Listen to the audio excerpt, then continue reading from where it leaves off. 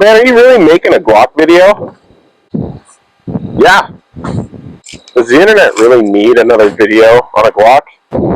No? Whatever.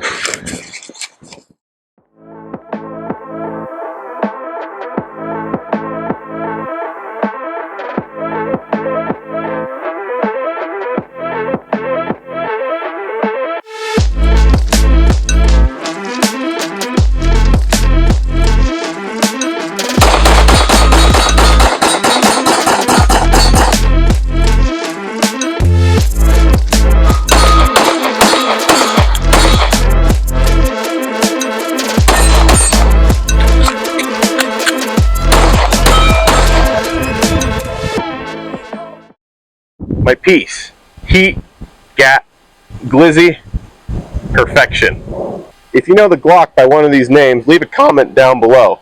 And if you don't know it by one of those names, still leave a comment down below. And realize society's probably better off if you don't call it by one of those names. Today, I really wanted to showcase and talk about my Glock 17 and tell you what it is, where it came from, and what its influence in the firearm industry.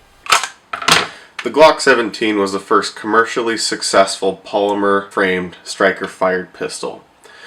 However, it was not the first one. H&K came out with the VP70 before it in the 70s. Now the VP70 kind of looks like if a High Point and a Mon Calamari had a baby in unholy matrimony. Anyway, let's just forget that happened. So the Glock was named after the inventor, Mr. Gaston Glock. Mr. Gaston Glock introduced the Glock to the Austrian government in 1982 as a replacement to the military and law enforcement pistols. Now this was Mr. Glock's first attempt at making a handgun, and up until this point he was a successful businessman who in the 60s made curtain hanging rods and in the 70s made knives. Now, at first this may seem a little weird, like how would you go from curtain rods to knives to guns? It's kind of an odd progression of things, but his company was really good at polymer injection molding, and that's why this stands out as the first polymer framed pistol, the one that was most successful at least. So, like previously mentioned, the Austrian government was looking for a replacement to their current service pistol, which was the Walther P38.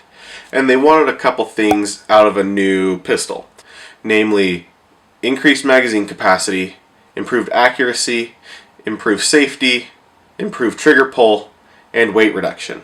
The thing I find cool about this is all of these improvements that were made in the original Glock in 1982 still kind of hold up today. You look at a lot of pistols that are in the gun market and these features are still around. And I think it's really amazing that in 1982, Mr. Gaston Glock was really the first one to incorporate a lot of these things into his gun. So many companies, SIG, Beretta, H&K, Walther, Springfield, Smith & Wesson, Browning, they all adopted a lot of these things that were first seen in the Glock 17. These companies may have took inspiration from it, but a lot of other companies kind of took the approach of, yeah, sure, you can copy my homework, but don't make it look like you copied it. Palmetto State Armory offers the Dagger. Now the Dagger is just a Glock Gen 3 that's not made by Glock. It's so much so that you can actually interchange most parts from a standard Gen 3 Glock onto the Dagger. Now this gun really falls into what Palmetto State Armory, their market, because PSA is looking to give the most bang for your buck, and they really deliver that on the Dagger. I think I saw Daggers online for around 320 bucks. They're not that expensive, so you really get a Glock without paying for a Glock. Shadow Systems is another company that makes Glock clones. Now what Shadow Systems focuses on are kind of all the upgrades that people would put into their Glock, but right out of the factory. Now these things may be an improved trigger, lightning cuts on the barrel, less recoil, and improved ergonomics. These are all found in Shadow Systems DR920. Now, another option if you're looking for a Glock that you may want to consider is law enforcement trade-ins. I see online lots of LE trade-ins that are really look like a pretty good deal. Now, these are serviced weapons that are traded in and then sold to the civilian market. And you can find these and still get a name brand Glock. On Glock's website, it actually says that over 65% of all federal, state, and local law enforcement agencies have been issued Glock handguns. Hey, I haven't lost you yet, have I?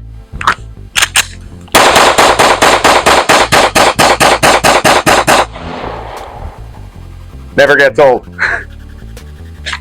I want to do a one ragged hole drill. So I'm going to put 5 shots on paper and see if I can put them all in the same hole.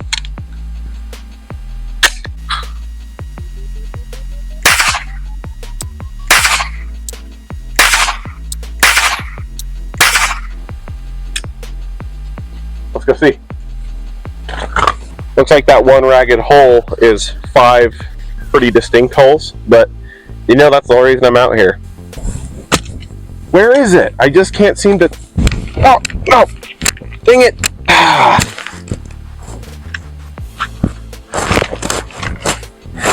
Dang.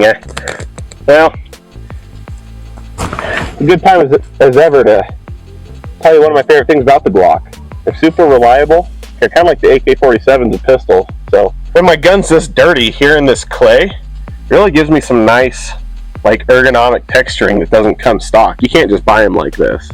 Just to show you how reliable these are.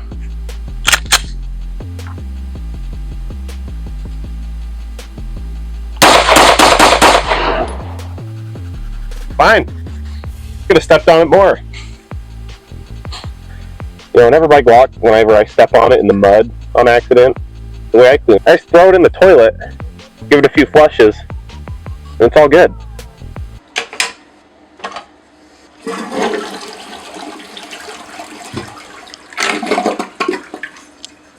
Yeah. Would you look at that? Perfect. That'll do it. You know, there's a reason why the Glock's been so popular among law enforcement, military, and civilians. There's 3 reasons. Works, it works, and it works. I like the Glock. I'd recommend it to you. It's a great gun, shoots well. I mean, it's been around for a long time, and it really set the standard for polymer frame striker fire pistols. You really just can't go wrong with one. You know, guys, that'll be it for this video. Before we're done, I wanted to leave you some advice, something I want to do. You know, personally for me, this second video has been a little bit harder, so my advice to you is just give some perseverance. You know, just push through the hard, push through the suck. Like, audio cut out yesterday, today it started raining, but hey, making it work. So just keep going, just keep pushing on. Seriously, thank you for watching this video. If you guys like this, leave a comment, helps me get out there. And hope you guys have a great day. Son!